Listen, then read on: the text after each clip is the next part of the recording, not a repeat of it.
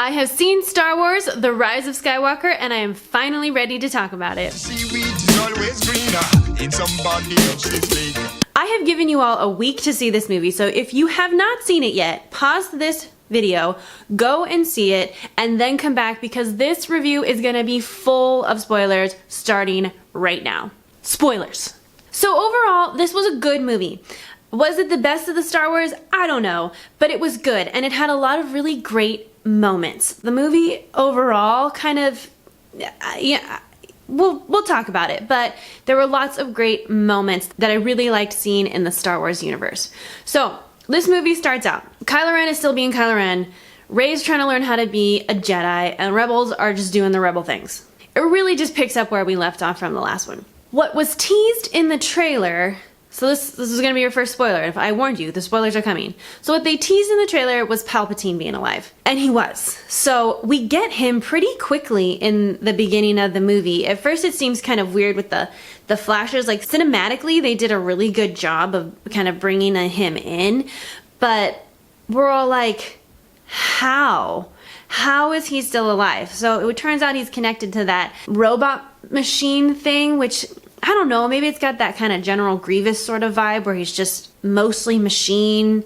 I don't know. It was really hard to tell. He's just as creepy, like in that good kind of villain way, but we understood that he was the bad guy and he's trying to get Kylo Ren to bring Rey to him.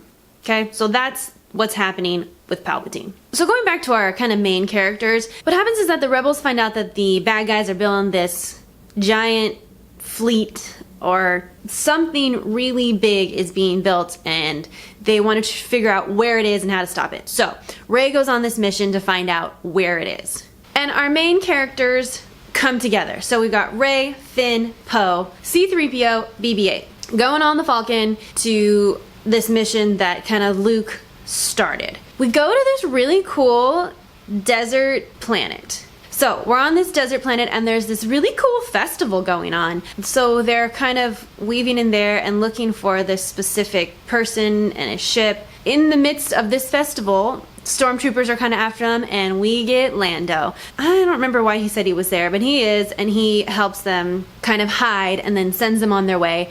They find the ship of this guy they were looking for. That's when they kind of get sunk into that quicksand, which I felt there were a lot of Harry Potter similarities to this movie, and I'm gonna say them throughout and you're gonna be like, oh yeah. So they go through the Devil's Snare down to the Basilisk Cave, right? Anybody else see that? So when we get this giant snake and it's hurt, it's gonna eat them, blah blah blah. Rey force heals it. First time we've seen this with her. We don't get a lot of force healing kind of in the movies. I think this might be one of the first times, I don't know, but if any of you are watching The Mandalorian, I'm going to spoil The Mandalorian for just a little bit, so my hand is going to be up for the spoilers, and I'll put it down when you can put the sound back on. So for those of you watching Mandalorian, we know that Baby Yoda has the Force healing power, and I was expecting a lot more Mandalorian references in this movie than there were not, but that was one of them. We see it again here with Rey. Force healing, you know, comes into play again at the end of the movie, but we'll talk about that later. So they find the bones of the guy they were looking for and the dagger with the Sith writing on it. C-3PO can read it. He's like, but I'm not programmed to tell you. Rey gets him out of the cave and we're getting on our ship to go to this place to reboot C-3PO. Then Rey has gotta sense Kylo Ren there, goes off to do her flip kick lightsaber cutting thing, and they have their duel, whatever, and in the meantime Chewie gets taken. I'm like, okay, whatever, Chewie gets taken, we're gonna rescue him. And then the transporter ship goes up, Rey's trying to force stop it, Kylo's trying to, I don't know, force push it, which forces Rey to use her lightning power. And if we didn't guess instantly that she was a relative of Palpatine right there, I don't know what to tell you. Because then very quickly we realize her backstory, which felt very anticlimactic. I had been expecting her to come from something, I don't know, more I guess, and then I expected it to be like a big build-up shocker moment, and it just wasn't. It's just like Kylo Ren says, oh, you're a granddaughter of Palpatine. Okay, moving on. So anyways, she is lightning this ship and it blows up. And then we're just like, Chewie is dead. Devastated by the thought of Chewie being gone. And I'm just like, no. It was heartbreaking. I had not expected that whatsoever. And I was just like, then turns out we all know. He was on a different ship. He's alive. But they don't know that yet. So they're like, we gotta keep moving on. I'm gonna jump ahead a little bit and talk about how much I loved Chewie in this movie. So Chewie, I think, is just one of our favorite characters, I think, in Star Wars. Just because he's so... I don't know how to describe why we love these characters, but we do. So Chewie, he's just always there, and he's always just helpful, and, you know, he's Chewie. But then, when he finds out that Princess Leia has died, he is just devastated. He just falls to the ground, crying, yelling, and it's heartbreaking. And then when he gets his medal at the very end of the movie, I think that was very satisfying for all long-term Star Wars fans because, you know, he never got it originally and it's from her and it was all just very special. So I think Chewie has such a great journey throughout this movie and I want more Wookiees in the Star Wars universe. Anyways, back to storyline. So they all think Chewie is dead, but like we gotta figure out this dagger. So we go to this very dark planet that Poe knows. It's a guy who specializes in droids. This little tiny hilarious little guy that became one of my favorite characters of this movie. So in looking for this droid doctor, Babu, I know his name, we meet this purple suit character that Poe knows. Definitely tell there's a little romance with them, and she seems very kick-ass, and she was not in this movie enough, which makes me think that she must come back somehow in the universe again. We will have to wait and find out. So we find them, and we realize that the only way to get this message out of C-3PO is to completely wipe his memory and reboot him. This droid has been through a lot. Like, he has seen and knows a lot of things. And to completely wipe his memory, you would lose a lot of just information. But he's like, no, I'm gonna do this. And when he says, I'm taking one, you know, this was in the trailer, and it gave you goosebumps in the trailer, but it definitely gave you goosebumps again in the movie. He's like, I'm taking one last look at my friends, because he knows this is what we have to do. So he reboots, delivers the Sith message on where they need to go, and then reverts right back to C-3PO. He brought so much humor to this movie. As what I love about droids is that they are the humor of this movie, and I thought that this was classic C-3PO. He was just kind of walking around slowly. I don't know how he keeps up with them, but somehow he always does, and he was just funny. And seeing him start fresh, like even when he went back to see R2-D2 and he's like, we are not best friends. It was just, I thought it was great. C-3PO also had a really great journey throughout this movie. Another little droid that we meet on this leg of the trip in this new ship, oh, I don't remember his name. The little circle one with the cone head. And he actually talks. So he'd be like, nope, nope, nope, nope, nope. Like somebody come up at me like, no, no, no, no, no. He's like a very shy droid, which I don't think we've seen before. Usually they're very assertive and aggressive, but this guy's like, no, no, no, don't touch me. And Rey's like, oh, you must have been abused. Which kind of made me realize that these droids, especially like BB-8 and this new droid, they're very pet-like. So you'll see Poe a lot like pet or scratch BB-8's belly like he's some sort of dog, and then they kind of like retraining this new little droid to be like, oh, it's okay, we're friends. They're very pet-like. As much as they serve a purpose for fixing things, navigation, they are also kind of parts of the family like our pets are. I would 100% have a droid and treat it like a pet. In all the best ways. Like it would be the most spoiled droid probably on this earth. So anyways, we get the message from C-3PO, realize where they need to go. So while on this planet, Rey and Kylo Ren do their thing and we realize that Chewie's alive, so they're gonna go rescue him. This scene was kind of interesting. I don't know, I'm like, just save Chewie and get out of there. You don't need anything else. Of course, they get split up. Okay, whatever. They get captured, she gets in a fight. Kylo Ren realizes the only interesting thing is that we learn that Weasley is the mole. I don't know his name other than Bill Weasley. I'm sorry, everybody. But I thought that was interesting. He's like, I just don't want him to win. Okay. So, fighting ensues. get back on the Falcon because they had, you know, salvaged it from the desert planet originally, take off, crash land into the planet where the debris of the Death Star has fallen, where we meet some new characters that we realize are very similar to Finn. They are stormtrooper deserters. They're gonna help him Rey needs to get to this Death Star debris to do whatever, to find the triangle thing. And in classic Rey, she's like, I can't wait till morning. Gone. Where's Rey? Oh, there she is, halfway out in the ocean, being like real dumb. But she makes it. Climbing, very reminiscent of the Force Awakens where she's scavenging. So she's climbing, finds it. Kylo Ren's there. The fighting ensues. She lightsabers him through the gut, and she force heals him. Second time we've seen her do this. I don't think she wanted to kill him. I think she just wanted to slow him down. So did she somehow know she could force heal him, or is she just going for it? I don't know. She leaves him there, takes his ship to go where... And she...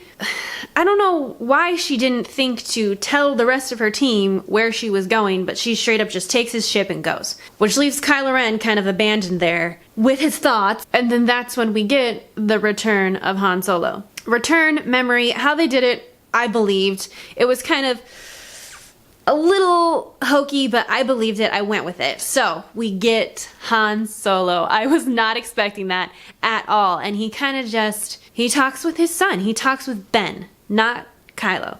And that's when we see that switch from Kylo to Ben. Like, he's like, okay, you know what? You're right, Dad. I'm sorry. I'm gonna be better. And then he's just gone. Then Rey's gone, leaving clues of where she's going so that they can follow her. So all the rebels are coming to where Rey is, and that is when we get to this bad guy lair with all the fleet and the thin stone walkway thing and Emperor Palpatine. This is our big final scene. Rey is there, Palpatine's there, they meet, he's like, come to the dark side, we have cookies, and you're like, no, give me your power, I'll live forever, no.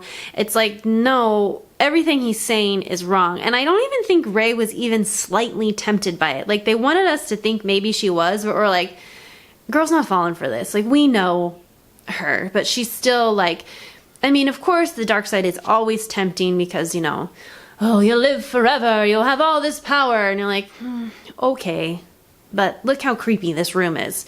So no. And all this time, the rebels are all fighting in space. We get a really great moment when Finn and his ground team get diverted to the ground of the outside of the ship, and they're like, well, short circuit all their speeders. He's like, they're not on speeders, they're on the horses, which is kind of nice that not everything in the Star Wars universe is mechanical. Sometimes it's organic. It felt different. That was a different Star Wars moment. I really enjoyed that. But anyway, so they're fighting, but Rey is in the temple thing, battling Palpatine, and here comes Ben Solo.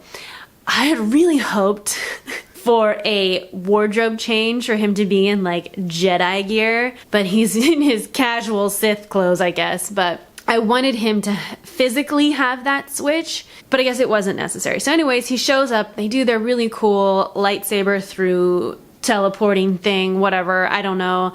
They had really great moments of connection and explosion. Ben gets knocked down that hole, they're on the ground, and then they're like, he's trying to help her, and then I think he goes down the hole.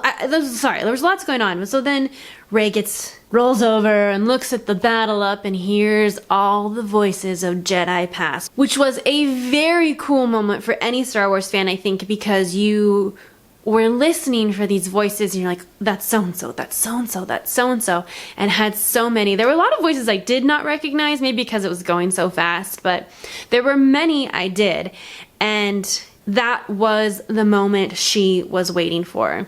The moment she needed them the most. And so she gets back up with her lightsaber. It's lightsaber versus lightning.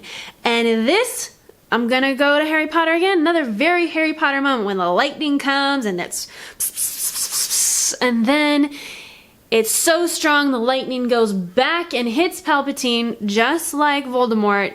His own lightning, his own magic killed him. So he gets hit with lightning, dead, Temple, Stein, whatever. So then, you know, all this energy has been completely drained of Rey, and she's done. She's dead. She gave everything to fight this force.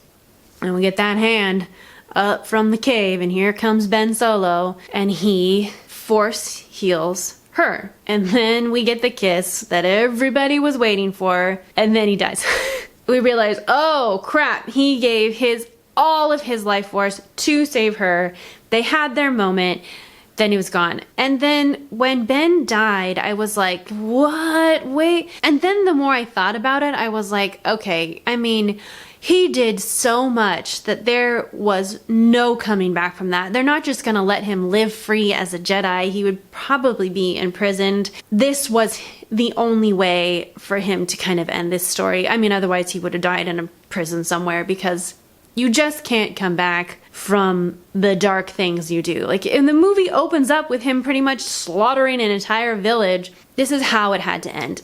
So then all the Death Eaters disappear, the temple crumbles, all the fleet is like, we're not gonna make it, fight to the end, and then all the rebels show up. Massive fleet of random ass spaceships come in to fight. Pew pew pew pew pew pew. Everything goes down. All the ships shrink. Good guys win!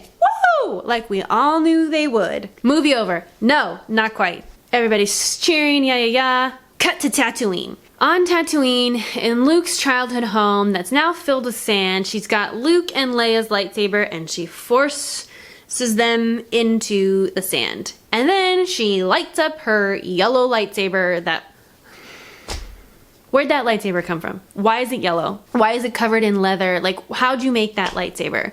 I knew that yellow had to be significant, because why wouldn't it be blue? Why wouldn't it be green? Like, lightsabers are very, in the movies at least, lightsabers are very telltale of who is who. Red is Sith, blue and green are Jedi. So we get a yellow lightsaber, and that was probably the twist at the end. Like, why does she have a yellow lightsaber? Where'd she get it? Did she make it? Look at that handle. It's kind of cool. I was a sucker for that. I was kind of like, what is happening? I liked that she was at Tatooine. I kind of hoped like, oh, maybe she'll just live in Luke's childhood home and be like the new Ben Kenobi. But I don't know. That's how it ended. They just kind of, good guys win, bad guys fall, tied up with a nice little bow. Here's a little surprise for you, and the end. It felt very final. It felt very Star Wars-y. They did a lot of flashbacks to Star Wars of past, and it was a nice final movie. And there's a lot that goes around what the name of the Star Wars film is. So this one is called The Rise of Skywalker. I was imagining it would be one of three things. My first guess was that Ren was a Skywalker. My second guess was that it would be Luke Skywalker comes back somehow. I don't know, it's possible. And my third guess was, okay, it's most likely gonna be Kylo Ren coming to the Jedi side of things, and he's gonna embrace his Skywalker roots. He's gonna go from Kylo Ren to Ben Solo, maybe change it to Skywalker. Those are my three guesses. All wrong. Well, I guess Rey kind of becomes a Skywalker. She takes on the name of Skywalker. And then at the very end, when the old lady asks, what's your name? And she goes, Rey Skywalker. I'm all, okay, I'm with it. Overall, it was a good final Star Wars movie. We all know this is not going to be the last Star Wars movie. There's no way we can't have Star Wars, but what is the next trilogy going to be? We don't know. I think there's a lot of characters they could bring over from this to a new one. We're getting a lot on Disney Plus that I'm hoping translate into movies. We'll see. I know this is not the last of Star Wars. There will always be more Star Wars, and I can't wait. I was satisfied as a Star Wars fan, and I'm looking forward to more. That's it. My name's Aubrey. I make new videos every Thursday, so make sure you subscribe and follow me on all my social media, and I will see you guys next week. May the Force be with you. I want to take 1 second to talk about Finn, because I feel like Finn is me. Like, we, or the fans, really, like, we feel like we're Force sensitive, but we're not Jedi as much as we want to be.